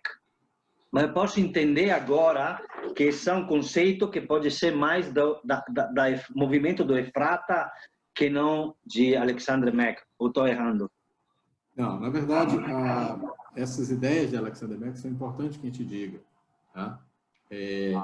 O Mack, ele tinha alguns pensamentos que, com o tempo, obviamente, isso não ficou firmemente gravado e se perpetuado no contexto da Igreja dos Irmãos. A Igreja dos Irmãos vai sofrer uma influência muito grande do evangelicalismo americano do século XIX. Tá? A gente vai falar sobre isso. Tá? Por exemplo, o Mack, ele cria na doutrina do universalismo, é verdade. Né? Nós não entendemos, não cremos na doutrina do universalismo. Só que ele tinha uma diferença do que a maioria que aceita essa doutrina entende. Né? Ele não diz, olha, todo mundo vai ficar na boa e tudo mais. Né? Ele entendia que o castigo, na verdade, ele dizia que não podia durar eternamente. O tormento, né? É porque a Bíblia fala que eles serão atormentados, né, pela eternidade. Né? Então, o Mack dizia o seguinte, ele entendia que ele sentia fortemente o poder do amor divino acabaria triunfando, né, e que todas as pessoas um dia se uniriam a Deus. Né? No entanto, ele dizia que essas pessoas, aqueles que foram restaurados a Deus, segundo o entendimento dele, após a morte, nunca atingiriam o estado de bem-aventurança possível como aqueles que escolheram Cristo em vida. Essa doutrina nós não aceitamos. Tá? Então, a gente vai dizer assim, vamos divergir de Alexander Mack aqui. Okay. Então, daquilo que posso entender, é aquele processo, né, como o Martim Lutero fundou o começo da transformação da igreja, até o Alexander Mack, ele fundou esse movimento dos irmãos, mas que depois tem esse processo que vai até os nossos dias, né? A igreja tem que ter esse processo, porque a palavra nos ensina, né? Que a igreja tem que modificar, tem que andar na direção que Cristo nos ensina. E acho também, Ivaldo, se não erro, aquilo que você falou pouco faz sobre a morte das pessoas que faziam parte dessa igreja, quase esse culto dos mortos, né? Dos ossos atrás da igreja. É também uma cultura que era da época, né? Na verdade, isso era a cultura anglo-saxã, de uma maneira geral. Né? A cultura as pessoas sepultavam as pessoas nas suas próprias residências, seus próprios espaços de residência, né? Atrás de um terreno. Isso era a cultura da época. Não é a nossa cultura brasileira. né? A gente tem a cultura do Campo Santo, né? Que ela vem muito da Igreja Católica Romana, né? A sociedade europeia saxã, anglo-saxã, podemos dizer assim, eles escolhiam um espaço da sua propriedade para sepultar os seus mortos, né? Isso é uma realidade dessa época, principalmente na sociedade americana. Isso acontecia, existia muito isso. No Brasil, isso foi perpetuado do ponto de vista católico romano, quando as abadias e as igrejas faziam isso também, com os seus sacerdotes. Né? Então, tem a ver um pouco também com a cultura. Nós conhecemos bem essas coisas aqui, porque aqui na Itália, pode imaginar, cada igreja, catedral tem osso do santo, vestido do santo, então eu entendo. Muito obrigado. Mas é interessante porque, e aí entra a questão da cultura, a Hannah está aqui, o Bruce também pode falar até melhor do que eu sobre isso, né? Não existe um quê de veneração, necessariamente, daquele espaço, né? É apenas um local onde as pessoas foram colocadas ali, né, como sendo da própria manifestação da cultura daquele lugar, né? Desse cuidado que ele tinha com relação aos entes queridos, né? E era muito comum fazer isso. Muito obrigado. Muito obrigado, professor. E mais uma coisa sobre a questão do MEC e o Novo Testamento. Vamos lembrar, certo? Realmente o movimento ele começou com uma ênfase muito forte neotestamentária. Mas por que essa ênfase? Vamos lá, relembrar um pouquinho da história que a gente falou aqui.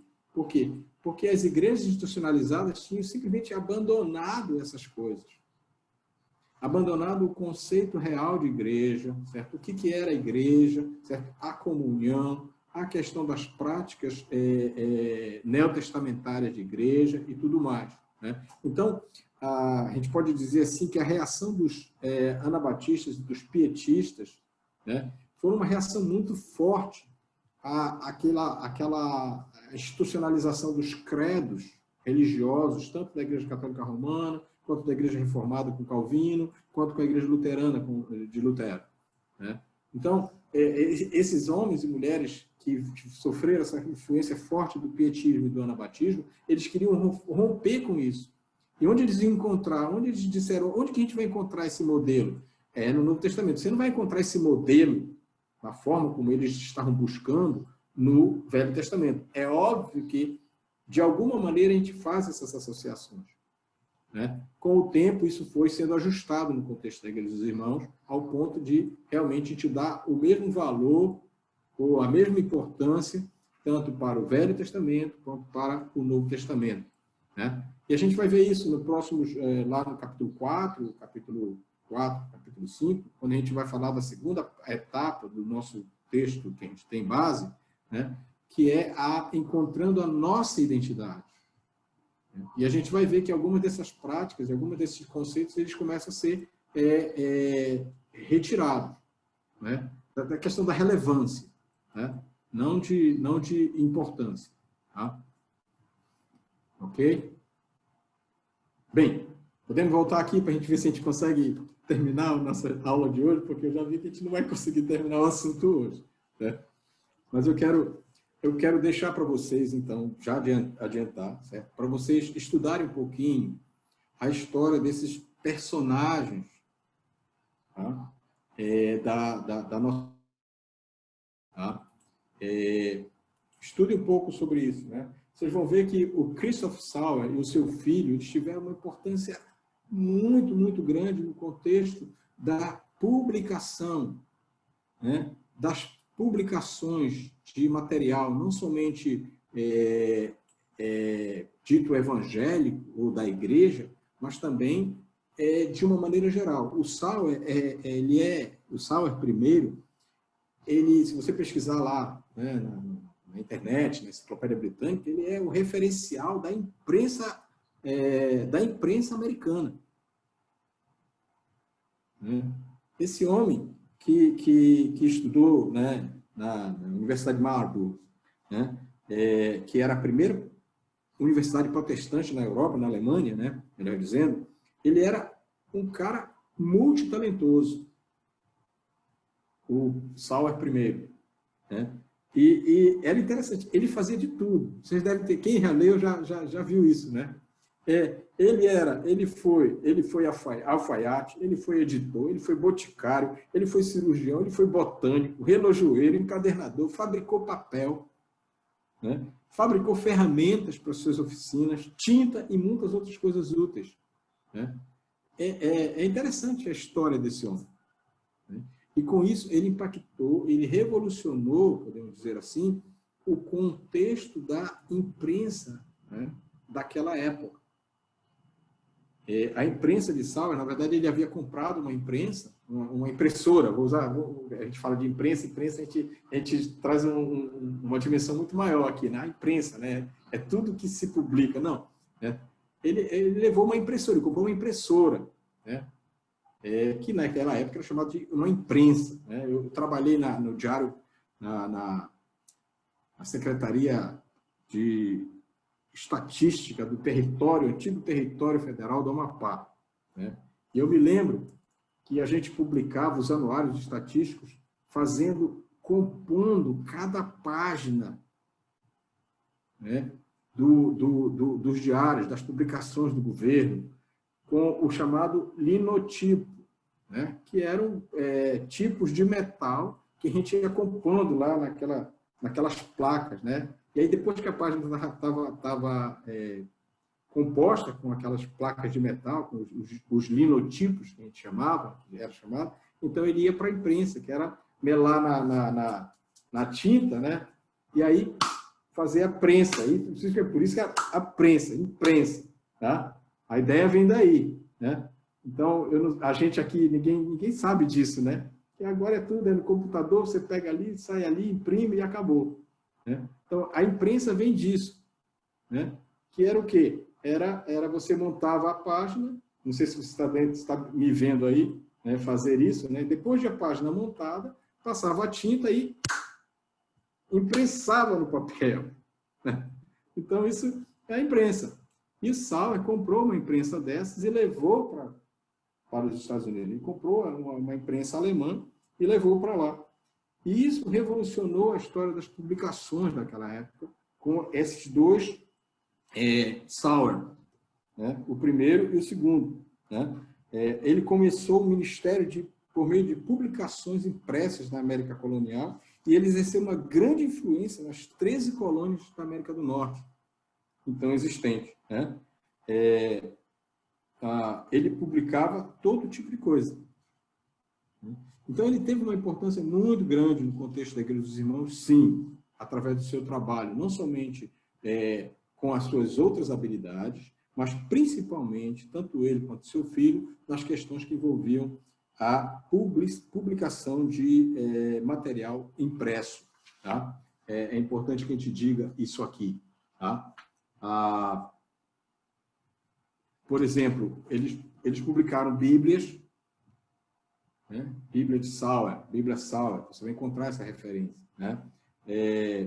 Tanto o Sauer I quanto o Sauer II, eles foram realmente muito importantes para a história americana, especialmente para a história dos irmãos da América colonial, tá?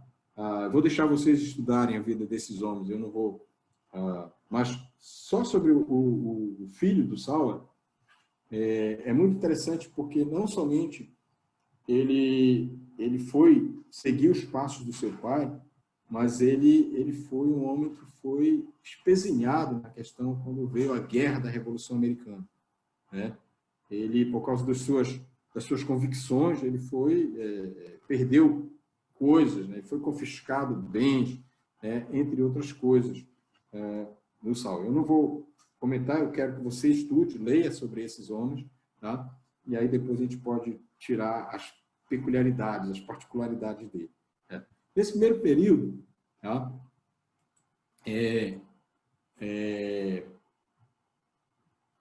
A Igreja dos Irmãos começou a realizar o que eles começaram a chamar de reuniões anuais, né? Mais tarde elas vão ser chamadas de conferências anuais, né?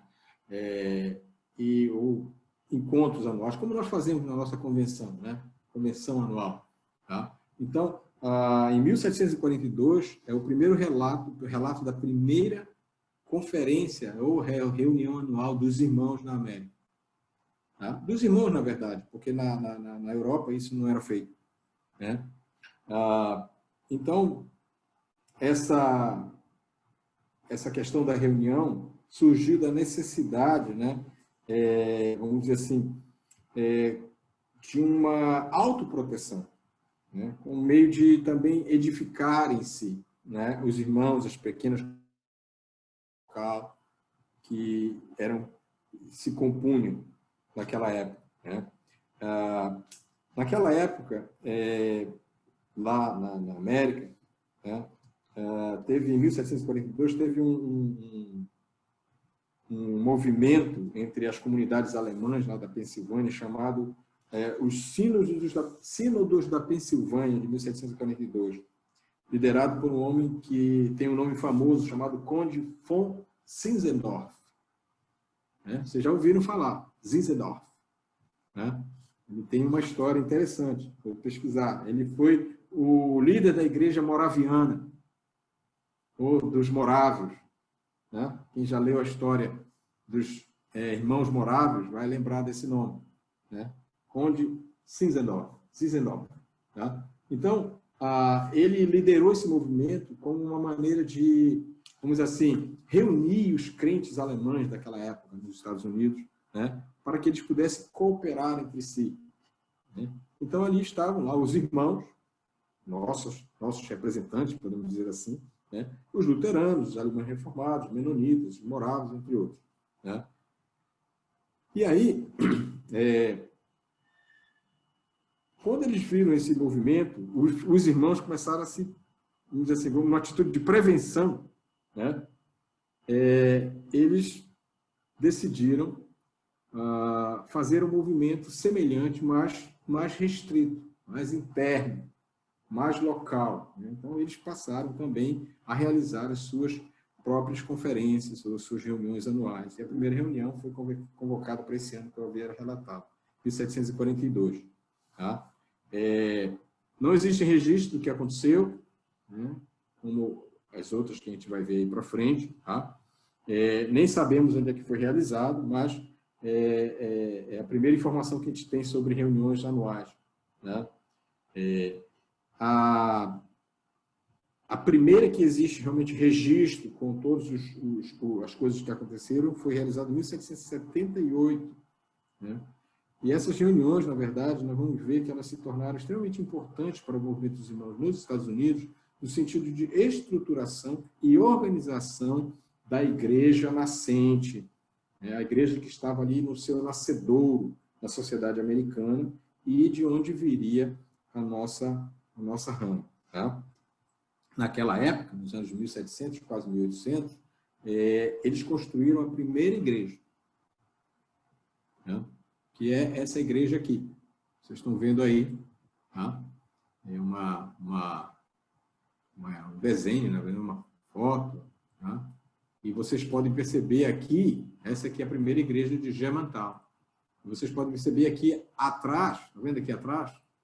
É o cemitério que a gente havia comentado. Tá? Só para vocês saberem. Tá? Ok? É bem aqui atrás.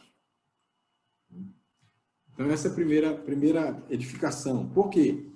Eles relutavam significativamente para simplesmente ter um templo, né? Porque eles queriam preservar aquele princípio neotestamentário de igreja no lar, igreja na casa, né? Aquele princípio de Atos 2, 42 em diante, né? Partir o pão de casa em casa, etc, etc, etc. Tá? Mas, em 1770, eles construíram essa igreja. Essa igreja existe ainda hoje, está lá em Germantown. Né? Tem fotos mais recentes dela, você pode pesquisar na internet, também tem. Tá? Até então, eles não haviam construído nenhum edifício exclusivo, dedicado para as reuniões, porque eles se reuniam nos celeiros e nas tendas nas tendas e outros edifícios que tivessem disponíveis, né? Eu me lembro lá em Coqueiro, nós tivemos um tempo que a gente reuniu numa escola, aqui em Belém, Escola Costa e Silva, né? Alguns aí vão lembrar, né? Por uma questão de que a gente havia se aglutinado com uma outra igreja, né, que havia sido filha da Igreja dos Irmãos de Coqueiro, né? Chegou um momento que, não, precisamos de um suporte, né? Vamos então juntar as duas igrejas. Então nós fizemos isso e nos reunimos na Escola Costa e Silva, aqui na Almirante Barroso, aqui em Belém. Ficamos lá, eu acho que uns 2 ou 3 anos, não recordo bem, né? Então, ali funcionava a igreja. Então, essa é a mentalidade também que a gente pode ver na Igreja dos Irmãos, no seu início, né? Então, desde o início, essas reuniões, né, que são as reuniões anuais, né, a ideia do governo congregacional, ela sempre foi mantida em mente. Esse é um outro ponto que o Alexander Mack e os seus companheiros, eles tinham isso com uma grande firmeza. O princípio da autoridade congregacional da igreja. Mas isso não significa, na nossa fraternidade, uma independência. A autonomia, sim, mas não independência. Mas uma relação de interdependência. A gente tem batido muito nessa tecla, né? E a gente vê isso nas igrejas, né? Cada congregação, obviamente, tem o poder de administrar os seus próprios assuntos, né? Mas elas tinham assento no conselho, né? A comunhão do grupo maior da igreja, da comunidade de igrejas. Tá? Então, em 1770 foi construído esse primeiro templo da Igreja dos Irmãos na América. Tá? E aí, podemos dizer assim, começa a grande expansão da história da igreja, por causa da guerra da Revolução Americana, né? A guerra da independência americana. Tá? A gente vê aí esse grande país, né? A gente pode até dizer, né, parodiando a nossa música, né? Abençoado por Deus, né? Pela sua formação histórica, né? Mas ele enfrentou situações bem dramáticas na sua história, né? Então, a Guerra Revolucionária Americana ela trouxe uma grande provação para os irmãos na América. Principalmente, pelo fato de que eles tinham a convicção de que eles não deveriam se envolver em conflitos armados ou conflitos de guerra, conflitos que eles chamam de conflitos carnais. Agora imagine, né?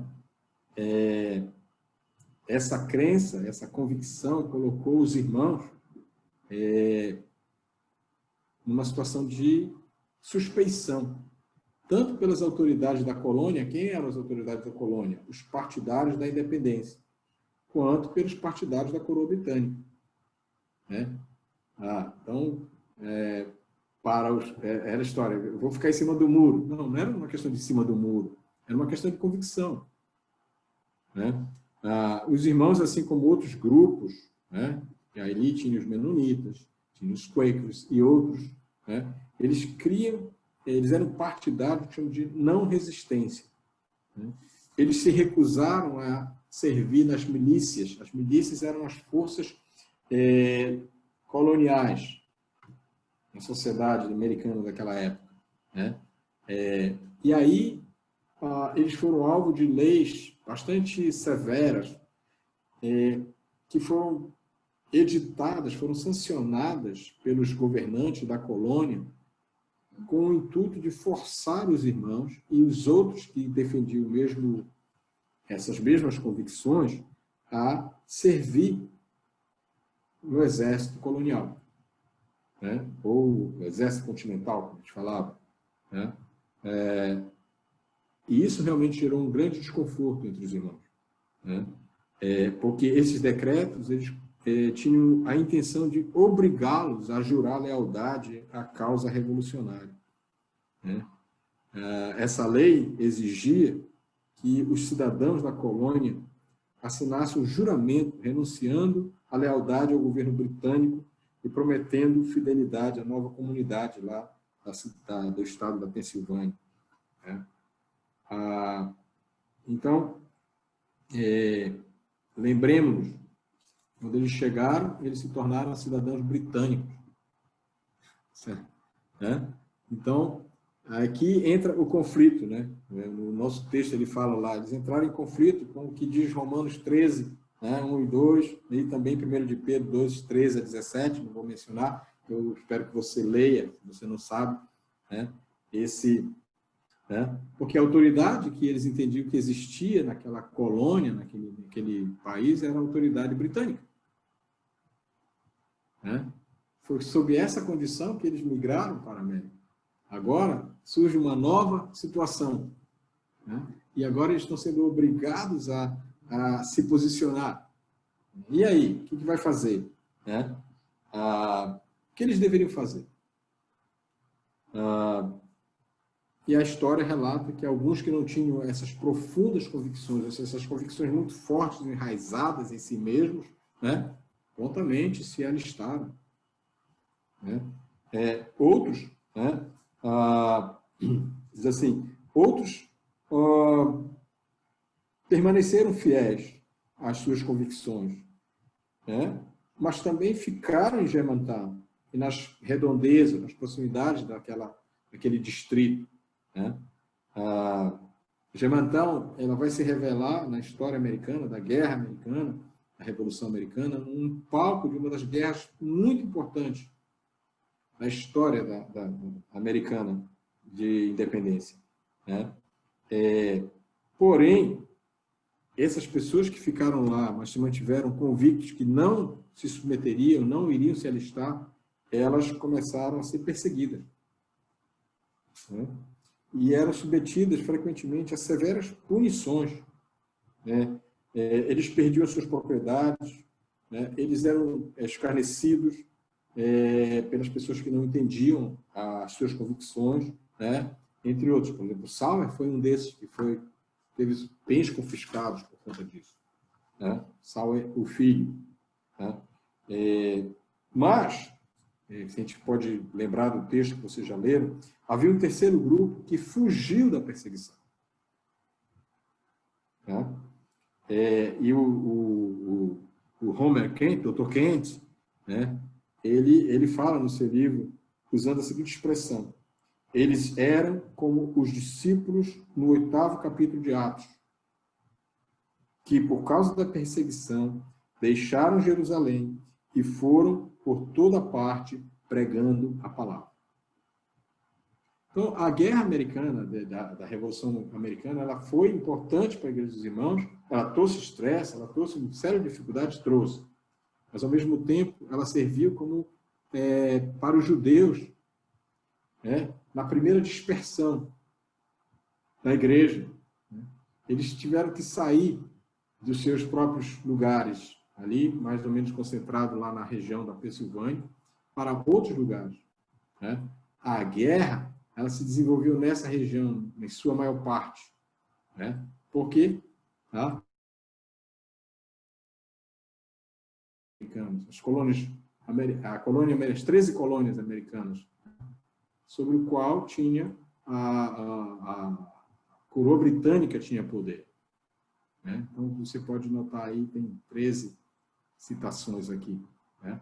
A gente pode dizer que os Estados Unidos, a coisa fervilhava nesse contexto da costa leste americana. Né?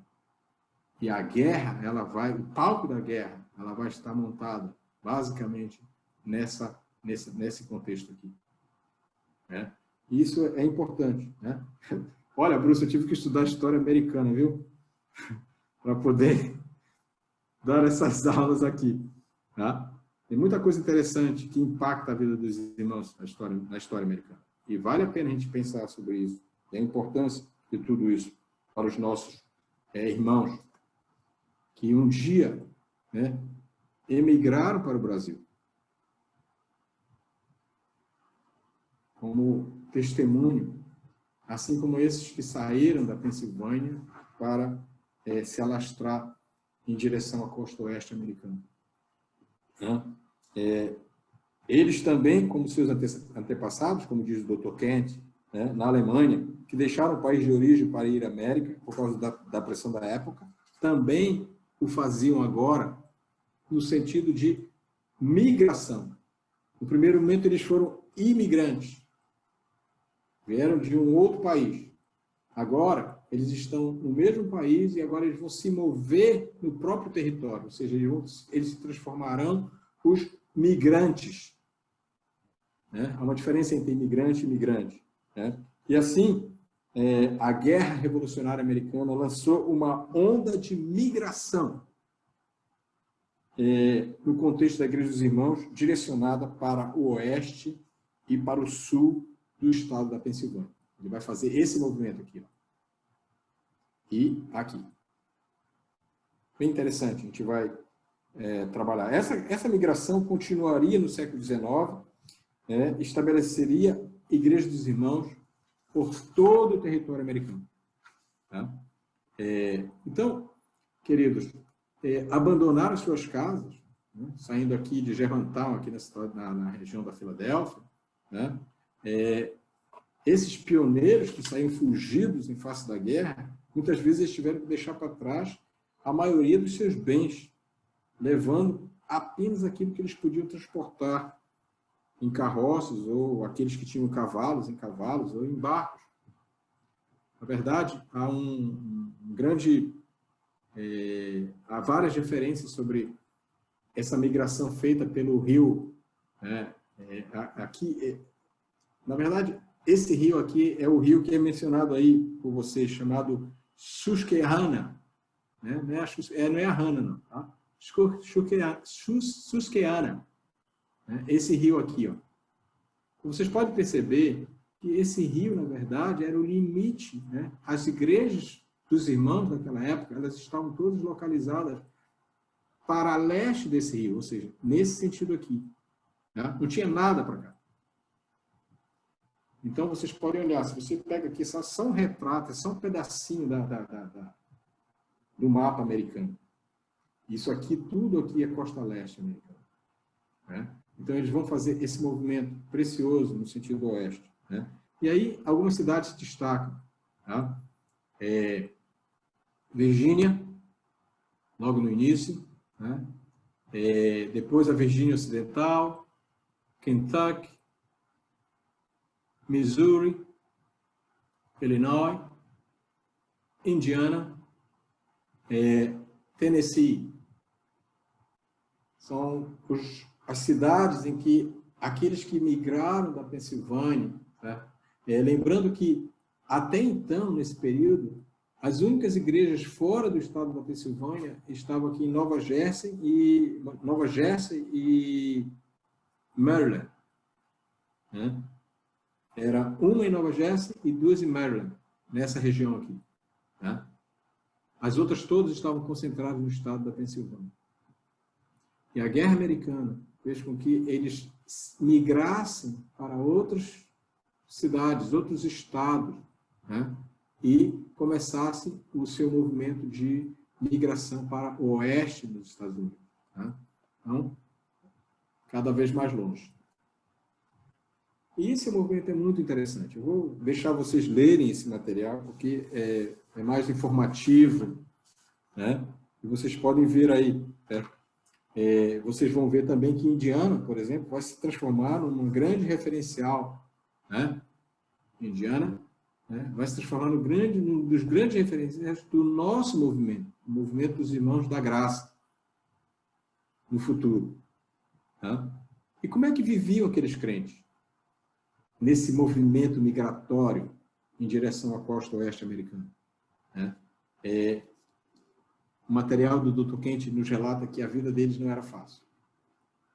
Como não era fácil a vida de ninguém naquela altura, meio à guerra, né? Muitas dificuldades. Eles tiveram que criar meios para viver para si próprios num país novo e estranho. Eles tiveram que construir novas casas, suportar a solidão, o isolamento em muitos casos. E a maioria deles tornou-se fazendeiros, independentemente de suas antigas ocupações.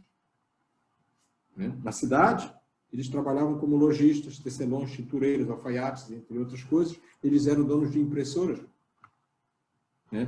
Mas quando eles chegaram a terras menos populosas, que são essas terras nesse sentido aqui,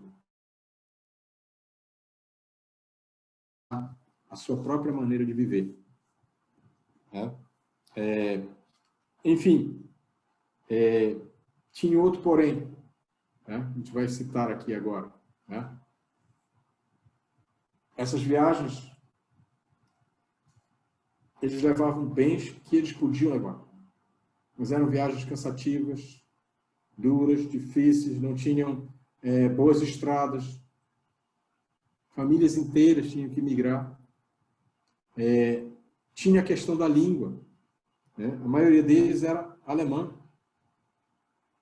E eles criaram, como eu disse no início da nossa conversa de hoje, né, uma comunidade tipicamente alemã, reproduzindo seus costumes, reproduzindo sua língua. Quem mora no Brasil sabe. Eu trabalhei numa empresa nacional. E quando o pessoal tinha que fazer seleção ali para a região de Blumenau, entre outras, né? Uma das coisas que ele fazia era, sabe falar alemão? Por quê? Porque ali essa é a situação semelhante. Né? Tem gente que entra na agência do banco e não sabe falar português. Então, eles tinham essa dificuldade com a língua. Né? Podemos dizer que, como diz o Dr. Kent, eles estavam passando pelo deserto das suas vidas naquele momento. Porém, eles mantinham a fé originária recebida lá em Schwazernau. A maioria deles. Eles mantinham as suas convicções. Eles celebravam o dia do Senhor naquele que eles entendiam que era o primeiro dia da semana, diferente de Bessel e seu movimento. Né? Eles não tinham escola dominical, eles não tinham reunião de jovens, mas eles sempre se lembravam que santificar o dia do Senhor, né, era o primeiro dia da semana, e quer tivesse culto ou não, olha só, eles nenhum trabalho desde no domingo. Às vezes eu fico pensando, né? Não é que a gente quer colocar ou ter uma ideia, isso é uma exigência sem sentido. No certo sentido, por exigência mas ter uma consciência nesse sentido talvez não seja de todo mal. Né? Eu me pergunto às vezes, né? Às vezes a gente está nessa agonia, chega o domingo, a gente está naquela coisa de pegar moleque, arrumar moleque, e bota no carro, e era aquela agonia. Né? Quantos de nós realmente se prepara para o dia do Senhor, né? O domingo? Né? Enfim, é só um comentário. Né? Os cultos ainda eram realizados em grande parte na casa das pessoas. Né? E como eles moravam em comunidades ou locais, espaços distantes uns dos outros, quando eles se reuniam, era uma reunião de um belíssimo tempo de comunhão entre eles. Né? Você pode ver aí o tipo de culto que eles celebravam. Eram cultos simples. Eles entoavam seus hinos preferidos. Eles liam um ou dois textos das Escrituras. Né?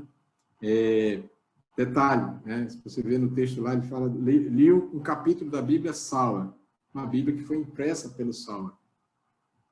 Né? E aí, importante, o Dr. Kent menciona no seu livro, o sermão era doutrinal e pleno de exortação para se viver a verdade que fora pregada. Né?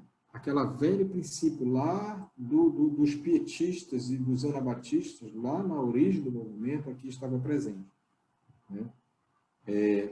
Muitos desses líderes não tinham capacidade intelectual ou educacional como nós hoje, mas o que eles falavam era compensado. Né? Talvez usassem linguagens bem duras, rudes, podemos dizer assim. Né? Eu estava conversando com a Hannah um tempo atrás, né? E a gente estava falando sobre alguns tipos de expressões que a gente usa aqui no Norte, que são que é mais fácil da pessoa entender o que a gente está querendo dizer, do que usar algumas das expressões, por exemplo, da Bíblia, muitas vezes, né? Essa Bíblia clássica que a gente usa, né? E mesmo do cotidiano mesmo da gente. A gente sai aqui da cidade e vai para o interior, né? A gente tem que entender como é que a pessoa fala para se aproximar, né? Fazer essa conexão, né? Esses homens talvez não tivessem toda a oratória, toda a capacidade educacional, mas as suas pregações eram compensadas pelo fervor e fidelidade ao que eles acreditavam que a palavra ensinava. E aí vem mais uma vez o reforço daquilo que a gente tem falado sobre a história da Igreja dos Irmãos, né? Qual é a nossa regra? A Bíblia. Voltamos para a Bíblia. Voltamos para ver o que diz as Escrituras sobre tal coisa, né? Então, de uma maneira geral, era isso que eles viviam. Era isso que a sociedade americana era naqueles tempos de guerra que se avizinhava, né? Por fim, né, ainda naquela época, a gente pode ver que esse movimento migratório, num certo sentido, uma vez que as cidades, os centros urbanos daquela época perderam força no contexto da Igreja dos Irmãos, gerou um certo isolacionismo. E, com o isolacionismo, na nossa próxima aula, né? Mas nesse período, né, os irmãos resolveram adotar um nome que os identificasse na Nova Terra. Então, eles optaram, e aí vem aquela questão, né? Eles optaram por utilizar o nome a Fraternidade de Batistas Alemães. É importante que você fixe esse nome, Fraternidade de Batistas Alemães, porque a gente vai ver uma série de outros nomes que vão mostrar a ramificação do movimento dos irmãos no mundo, até chegar a nossa rama, né, que é a Igreja dos Irmãos por Graça. Então, com isso, a gente vai abrir aí para a gente comentar, se tiver algum comentário, fazer alguma pergunta. E na próxima aula a gente vai voltar, né, começar desse ponto.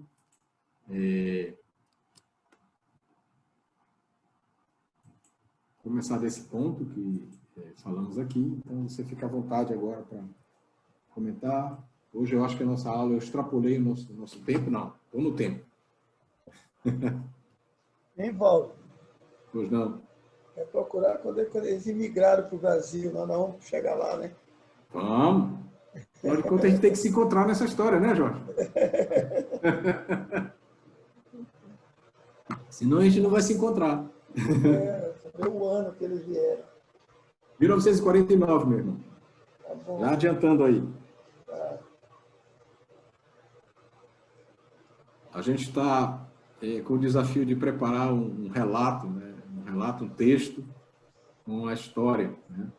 Mas toda a história tem os seus prenúncios, ou seja, o pré-história.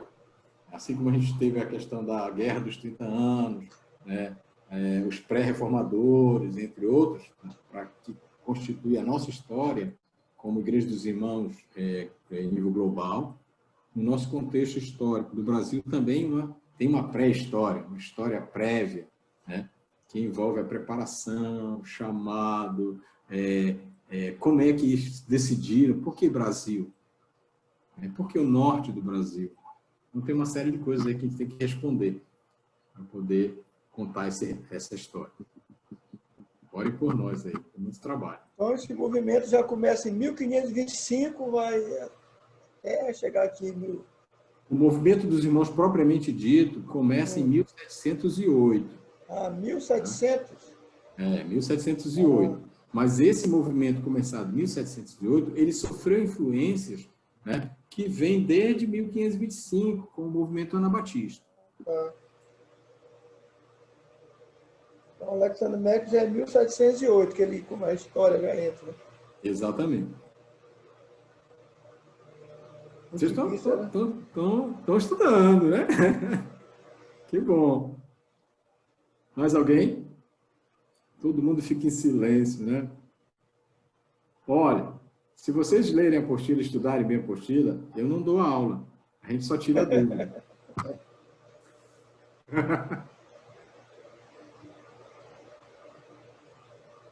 Tá bom, irmão. Tá bom? Tá todo mundo cansado, né? Segunda-feira, depois de um fim de semana de reuniões para cá, reunião para lá, né? Ontem eu estava assistindo o culto lá da igreja do bairro Jardim, né? Agora com esse negócio de pandemia, às vezes não é que eu fuja da igreja, né? Da mini igreja, eu aproveito para assistir outros. Eivaldo, Pois não? é uma coisa que salta aos nossos olhos aqui é essa busca deles a voltar, né, para os estudos neotestamentários, né? Então isso aí é uma coisa que chama muita atenção. Eu acho que isso aí é uma coisa muito marcante e que nós hoje devemos resgatar, né? E foi naquela época perdida e que hoje a gente, fazendo uma análise, também está perdida, e que é um impulso para nós conhecer a história da Igreja dos Irmãos, para nos motivar a voltar, como nossos primeiros irmãos fizeram, a essa ênfase neotestamentária, né? A busca pelos ensinos dos primeiros irmãos, dos discípulos, de Jesus, né? Então, isso para mim é uma coisa muito marcante. Então, muito obrigado, gente. Uma boa noite a todos. Grande abraço. Deus abençoe. Obrigado, meus irmãos. Vamos orar nesse momento para a gente encerrar e depois você fica à vontade aí para ficar aqui, tá ok? E aí nos encontramos na sexta-feira na conferência, tá? Qualquer coisa é só perguntar lá pelo grupo do ITG ou do Mobilizadores e a gente responde lá as dúvidas. Vamos orar. Obrigado, Senhor, pelo esse tempo aqui com o Ivaldo. Muito obrigado pela sua vida, pela dedicação que ele tem tido em preparar essas aulas, em pesquisar. Obrigado, Senhor, por ele, que o Senhor honre a sua dedicação. Cuida dele, Senhor, o seu projeto de ir para Macapá, estar com a sua família. Que o Senhor providencie todas as coisas e dê a paz para ele, em tratar dessas questões. Cuida de cada irmão aqui que está aqui conosco, que o Senhor abençoe e tudo aquilo que foi falado, ouvido, seja primeiramente para a honra e a glória do Senhor. Por isso, Pai, nós agradecemos e te pedimos uma noite de paz e mais uma vez queremos colocar o final de semana da conferência, que o Senhor esteja abençoando e providenciando todas as coisas, ó Pai, para que possamos adorar o Senhor através daquilo que os nossos irmãos vão estar falando com a tua igreja. Em nome de Jesus, Pai, nós oramos. Amém. Amém. Amém. Tenha uma boa noite. Deus abençoe. Pode ficar à vontade.